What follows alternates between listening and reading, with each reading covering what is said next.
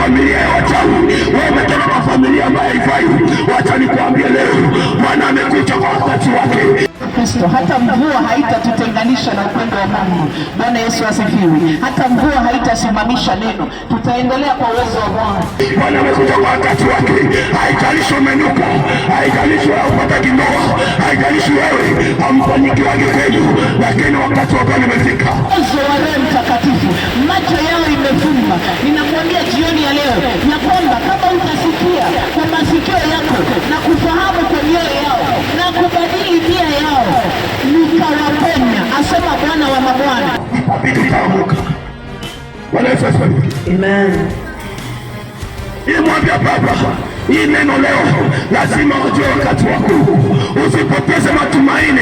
Uliyekuwa hapa, Yesu yuko, Yesu hai, anaweza, atafufua iliyekufa ndani yako, atafufua iliyekuwa ndani yako. Leo imefumba. Ninakuambia jioni ya leo ya kwamba kama utasikia kwa masikio yako na kufahamu kwa mioyo yao na kubadili nia yao, nikawapenya, asema Bwana wa mabwana, ya kwamba kama utafungua moyo wako, utaacha kuwa na moyo mgumu, utafungua masikio yako, utafungua macho yako jioni ya leo, ya kwamba Bwana Mungu wetu ataweza kukuponya. Ninakuambia jioni ya leo ya kwamba mtu mahali hapa ambaye atasikia message ambayo tumempatia siku ya leo kutoka kwa Matendo ya Mitume 28, ya kwamba kama umesikia hiyo message, utafungua masikio yako, utafungua macho yako, na kuanzia siku ya leo wakati tutafika mahali hapa kukupatia message hii, ya kwamba utasikia sauti ya Bwana,